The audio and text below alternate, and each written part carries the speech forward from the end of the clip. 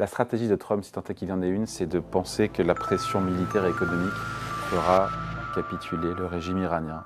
C'est une bonne stratégie, ça? Jusqu'à présent, non. Bon. Mais après... Chaque jour où le détroit d'Ormuz est bloqué, aussi coté par les Américains, 500 millions de dollars apparemment qui ne rentrent pas dans les caisses iraniennes. Hein. Oui, mais enfin, ils ont résisté à plus long que ça. Au fond, quel est le pari qu'ils font? Ils sont rationnels. D'abord, n'oubliez pas que les Iraniens, ce sont les Perses. Et que les Perses, c'est la plus belle histoire de l'humanité. Donc c'est un peuple d'une intelligence prodigieuse. Je veux dire, donc, il s'agit d'un état-major de salauds, de tortionnaires, mais ce sont des gens intelligents. Il n'y a qu'à voir comment ils manient la communication.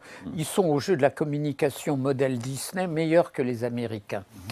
Moi, je pense qu'ils font un pari très simple. Le temps est leur allié. C'est que Trump, avec sa versatilité, sa légèreté, son émotivité, sa folie, il y a un moment où il n'acceptera pas de voir son avenir politique compromis par le poids le prix de l'essence aux États-Unis.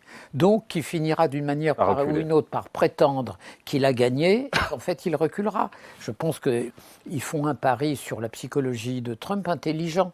Et jusqu'à présent, au fond, il n'a jamais basculé dans une attaque tous azimuts. Les mots ont été d'une violence folle. La fin d'une civilisation. Qui a fait trembler beaucoup de monde quand même, hein, pas seulement en Iran d'ailleurs. Oui, mais ça, c'est aussi sa jouissance. Le monde tremble à la moindre parole.